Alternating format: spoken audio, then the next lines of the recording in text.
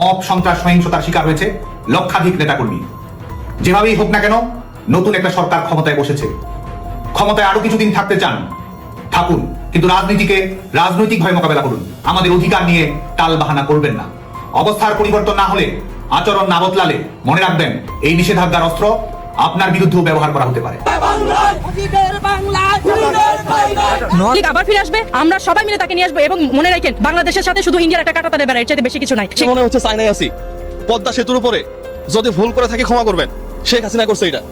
একেবারে এটা কিন্তু দেখার মতো উন্নয়ন। এই আমেরিকান ইন্ডিয়ান চামচা সুদখোর লাওয়াত ইউনুসকে অবিলম্বে গ্রেফতার করুন। আমি শপথ করিতেছি যে কালকিনি ইউনিয়ন বাংলাদেশ আওয়ামী লীগ যুবলীগ মানুষের সেবায় নিজেকে নিয়োজিত রাখবো। রক্তস্নাত জনপদ আর রাজনীতির উত্তাল তরঙ্গে ভেসে যাওয়া এক মানচিত্রের বুকে দাঁড়িয়ে আজ যে হাহাকার প্রতিধ্বনিত হচ্ছে তার পরতে পরতে লুকিয়ে আছে এক অদ্ভুত প্রত্যাবর্তনের সুর, এক নিষিদ্ধ রাজনীতির দীর্ঘশ্বাস আর অন্ধকারের বুকে জ্বলে ওঠা কয়েক জোড়া টর্চ লাইটের আলো।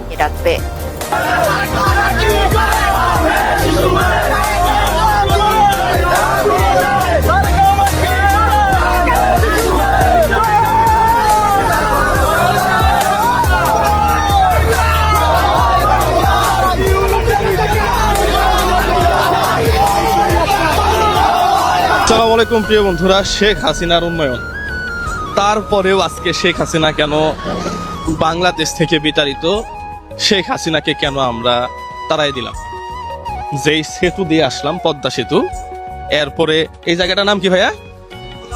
মোল্লা বাজার। আমরা তো প্রায় 30 কিলো এসে পড়ছি, কোথাও কোনো ব্রেক চাপা লাগে নাই। রাস্তা তো মনে করেন যে তেল আছেও বেশি। করছে তো শেখ হাসিনাই করছে।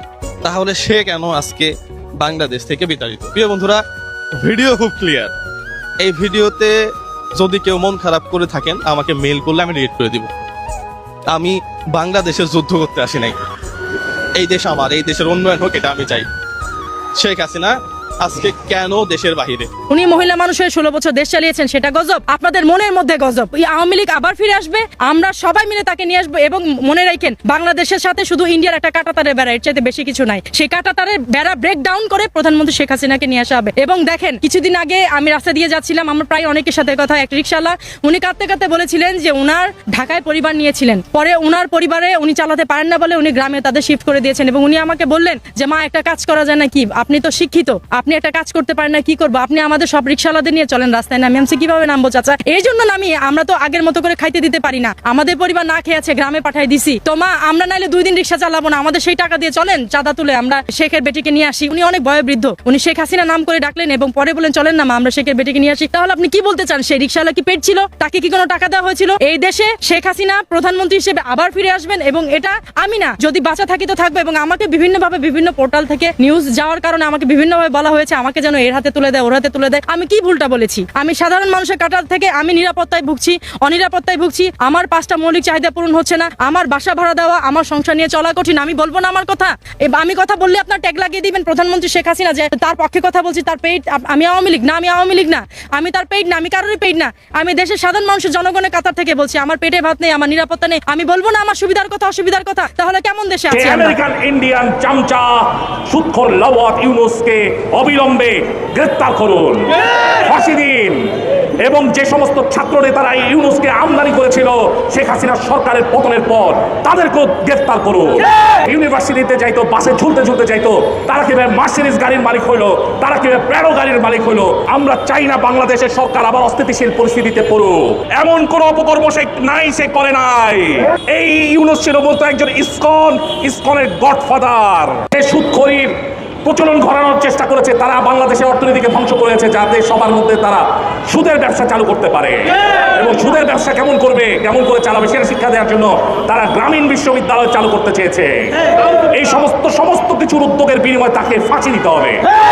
আমি আপনাদেরকে স্মরণ করিয়ে দিচ্ছি সেই ফাঁসি।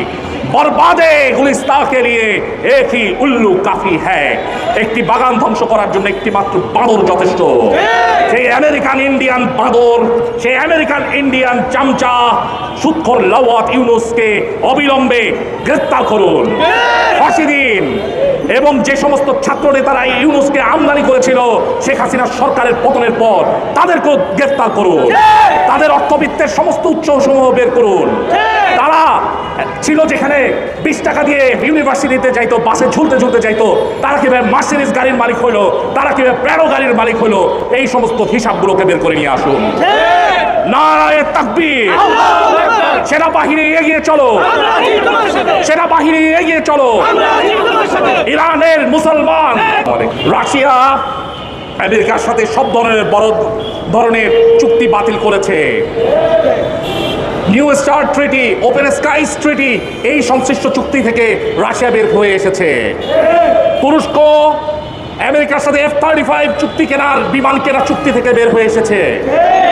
ইরান, আফগানিস্তান তাদের সমস্ত নিরাপত্তা চুক্তিকে বাতিল করেছে। যদি তারা বাতিল করতে পারে, মালয়েশিয়ার মতো একটি দেশ পর্যন্ত তারা আমেরিকার সাথে চুক্তি তারা বাতিল করেছে। আপনারা কেন বাতিল করবেন না? আপনাকে বাতিল করতেই হবে। এই সুৎখোর লাওয়াত ইউনুস এই চুক্তি করেছিল মূলত বাংলাদেশের অর্থনৈতিক স্বাধীনতাকে ধ্বংস করে দেওয়ার জন্য, বাংলাদেশের কৃষকদের কৃষি স্বাধীনতাকে খর্ব করে দেওয়ার জন্য। বাংলাদেশের খাবারের মধ্যে তারা গ্লুটেনযুক্ত গম আনানোর চুক্তি করেছে যাতে মানুষের প্রজনন ক্ষমতা নষ্ট হয়ে যায়। জিএমও খাবার মানে হচ্ছে ক্যান্সারের আধার, সেই ক্যান্সারের আধার আমরা সরিয়ে নিতে চাই না। এই ক্যান্সারযুক্ত খাবার আমদানি করার অপরাধে সুৎখোর ইউনুসকে ফাঁসি দিতে হবে। তার ফাঁসির পঞ্চে কমপক্ষে 150টা ফাঁসির রশি রাখতে হবে। প্রত্যেকটা অপরাধের জন্য এক একটা রশি তার শরীরের মধ্যে পরাইতে হবে। প্রথম রশি পরাইতে হবে গলায়, এরপরে রশি পরাইতে হবে পায়ে, এরপরে রশি পরাইতে হবে একে একে মাথা থেকে পায়ের তালু পর্যন্ত 150টা জায়গায়। সে বাংলাদেশকে নতুন করে অর্থনৈতিক দাসত্বের দিকে নিয়ে গিয়েছে। আমেরিকান জিএসপি সুবিধার আমাদের কোনো প্রয়োজন নাই। বাংলাদেশ আমেরিকা ছাড়াও বিশ্বের আরো অন্যান্য শতাধিক দেশের সাথে ব্যবসা বাণিজ্য করে। 57টা মুসলিম দেশ রয়েছে ওআইসি ভুক্ত, তাদের সাথে ব্যবসা বাণিজ্য করে। যদি আজকে লাওয়াতের সাথে চুক্তি বাতিল করা না হয়, আমরা চাই না। মানুষ এখন দেখতে পাচ্ছে গ্যাসের মূল্য দ্বিগুণ হয়ে গিয়েছে, কয়লার মূল্য দ্বিগুণ হয়ে গিয়েছে, আরো তেলের মূল্য বৃদ্ধি পেয়েছে। এগুলো সবকিছু সুৎখোর লাওয়াত ইউনুসের অবদান। আমি আপনাদেরকে স্পষ্টভাবে বলতে চাই, বুড়িগঙ্গা, পদ্মা, মেঘনার বুকে দুইটা মাছ যদি একজন আরেকজনের সাথে ঝগড়া করে, তাহলে 2024 সালের সেই অভূতপূর্ব গণ অভ্যুত্থান বাংলাদেশের রাজনৈতিক মানচিত্রকে আমূল বদলে দিলেও ইতিহাসের অমোঘ নিয়মে একটি নাম যেন কিছুতেই জনস্মৃতি আর আলোচনার কেন্দ্রবিন্দু থেকে মোছা যাচ্ছে না। তা হলো বাংলাদেশ আওয়ামী লীগ। ক্ষমতার সুউচ্চ মিনার থেকে আচমকা ধূলিসাৎ হওয়া সেই দলটি আজ আইনি নিষেধাজ্ঞার বেড়াজালে বন্দী।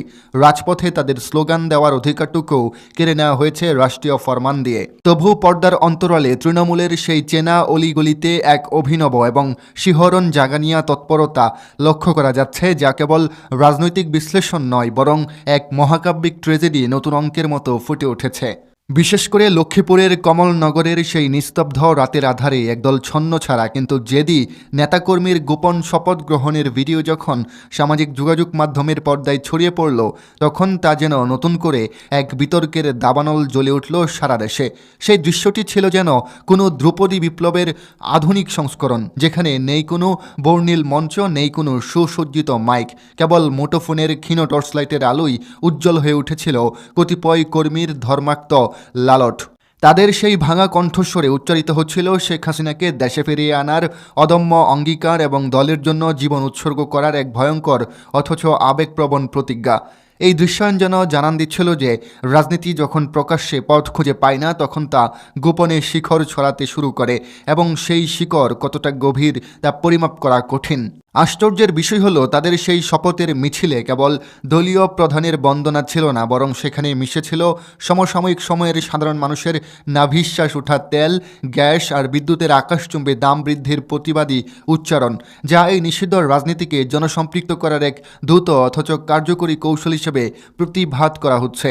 প্রশাসন অবশ্য বসে নেই। কমলনগরের সেই দৃশ্যপটের পর পুলিশি তৎপরতা বেড়েছে, আইনগত ব্যবস্থার খড়গ ঝুলছে সেই শপথ নেওয়া কর্মীদের মাথার উপর। কিন্তু প্রশ্ন উঠেছে, আদর্শ কি আদৌ কারাগার বা আইনি ধারায় আটকে রাখা সম্ভব?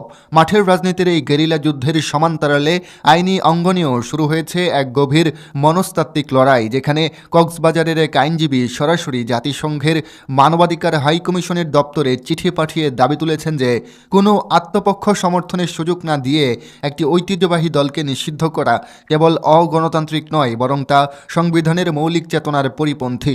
2025 সালের মে মাসে অন্তর্বর্তীকালীন সরকার যে সন্ত্রাস বিরোধী আইনের সংশোধনী এনে দলটির পথ রুদ্ধ করেছিল, সেই ক্ষত যেন আজ বিস্ফোরা হয়ে দেখা দিচ্ছে রাষ্ট্রযন্ত্রের সামনে। ত্রয়োদশ জাতীয় সংসদ নির্বাচনে বিএনপি নিরঙ্কুশ জয় পেলেও আওয়ামী লীগের উপর আইনি কড়াকড়ি একটুও কমেনি, বরং বেড়েছে।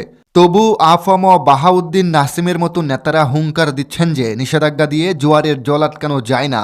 জাহাঙ্গীরনগর বিশ্ববিদ্যালয়ের প্রাজ্ঞ অধ্যাপকদের মতে এই ফিরে আসার চেষ্টা যতটা স্বাভাবিক, এর যাত্রাপথ ততটাই অনিশ্চয়তায় মোড়া এবং পিচ্ছিল।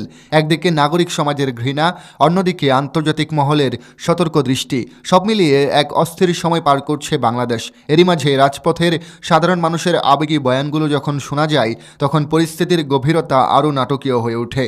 কোনো এক কর্মীর হাহাকার মেশানো কণ্ঠে শোনা যায়, কয়দিন পর দেখবেন পুরো রাজপথ একটাই স্লোগানে কম্পিত হবে, জয় বাংলা, জয় বঙ্গবন্ধু। শেখ হাসিনা আসবে ফিরে বাংলাদেশের ঘরে ঘরে। এই বিশ্বাসের পেছনে কোনো যুক্তি কাজ করে কিনা তা জানা নেই, তবে এর মধ্যে এক ধরনের অন্ধ ভালোবাসা আর প্রতিশোধের নেশা মিশে আছে।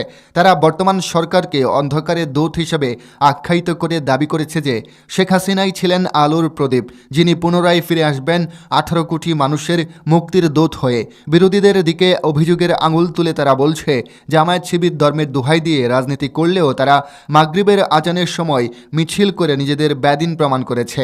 এই রাজনৈতিক কাদা ছোড়াছুড়ি আর আদর্শিক সংঘর্ষের মাঝে সবথেকে জোরালো প্রতিবাদ হয়ে উঠেছে ছাত্রলীগকে নিয়ে। হাসানাত আব্দুল্লাহ বা নাহিদদের মতো নতুন প্রজন্মের নেতাদের দিকে চ্যালেঞ্জ ছুড়ে দিয়ে পুরনো কর্মীরা বলছেন, বঙ্গবন্ধুর গড়া ছাত্রলীগ কোনো চোর বাটপারের দল নয়, বরং তারা রাজপথের লড়াকু সৈনিক। তাদের দাবি, যারা আজ ক্ষমতার মসনদে বসে বড় বড় কথা বলছে, তারা নিজেরাই নাকি বিদেশের মদদে আর বুদ্ধির খেলায় জনগণকে বিভ্রান্ত করছে। শেখ হাসিনার ভুল ছিল শুধু একটাই, তিনি নাকি জিহাদের বই উদ্ধার করলেও জিহাদের কারখানাগুলো বন্ধ করেনি, আর সেই ভুলের মাসুল আজ পুরো দলকে দিতে হচ্ছে। এই দীর্ঘ বক্তব্যে যেমন ক্ষোভ আছে, তেমনই আছে এক ধরনের আফালন, যা ভবিষ্যতে এক বড় সংঘাতের ইঙ্গিত দেয়। বিএনপি সরকারের প্রতি প্রচ্ছন্ন হুমকি দিয়ে তারা বলছে, আমরা কেমন জিনিস, কোথায় থাকি, কি খাই, সময় হলে তোমাদের বুঝিয়ে দেব। এই যে নিষিদ্ধ একটি সত্তার ভেতর লুকিয়ে থাকা প্রবল আকাঙ্ক্ষা, তা ঢাকাকে কেন্দ্র করে মফস্বলের নিবৃত প্রান্তর পর্যন্ত এক রহস্যময় জাল বিস্তার করেছে। লক্ষ্মীপুরের সেই টর্চলাইটের আলো কি কেবল রাতের অন্ধকারেই মিলিয়ে যাবে, নাকি তা নতুন কোনো ভোরের সূর্যোদয়ের আগে প্রলয়ঙ্কারী কাল বৈশাখের পূর্বাভাস? তা নিয়ে রাজনৈতিক বিশ্লেষকদের কপালে চিন্তার বাজ গভীর হচ্ছে। আপাতত বাংলাদেশের রাজনীতি এক অদ্ভুত দোলাচলে দুলছে, যেখানে একদিকে আছে নতুন দিনের স্বপ্ন আর অন্যদিকে আছে পুরনো ঐতিহ্যের ফিরে আসা মরণপণ লড়াই। এই লড়াইয়ের শেষ পর্যন্ত জয় কার হবে তা হয়তো মহাকালের গর্ভে লুকায়িত, তবে এটুকু নিশ্চিত যে রাজপথের উত্তাপ আর তৃণমূলের এই চাপা ক্ষোভ খুব শীঘ্রই এক নতুন রাজনৈতিক সমীকরণের জন্ম দিতে যাচ্ছে, যা হয়তো আমাদের কল্পনার অতীত। আওয়ামী লীগের এই তৎপরতা কি কেবল অস্তিত্ব টিকিয়ে রাখার শেষ চেষ্টা, নাকি এক মহাবিপ্লবের প্রস্তুতি? সেই উত্তর খুঁজতে আমাদের তাকিয়ে থাকতে হবে অনাগত দিনগুলোর দিকে, যেখানে প্রতিটি মুহূর্ত এখন এক একটি বিস্ফোরক বারুদের মতো জমা হচ্ছে ইতিহাসের পাতায়। রাজনীতি এখানে শুধু ক্ষমতার খেলা নয়, বরং এটি একটি গভীর মনস্তাত্ত্বিক যুদ্ধ, যেখানে ঘৃণা, প্রেম, জেদ আর প্রতিশোধের এক অদ্ভুত মিশ্রণ ঘটেছে। এই নাটকের শেষ দৃশ্য দেখার জন্য কোটি কোটি জনতা আজ রুদ্ধশ্বাসে অপেক্ষা করছে, আর পর্দার আড়ালে চলা সেই শপথের মন্ত্রগুলো যেন হিমালয়ের চূড়া থেকে নেমে আসা কোনো হিমশীতল বাতাসের মতো শিহরণ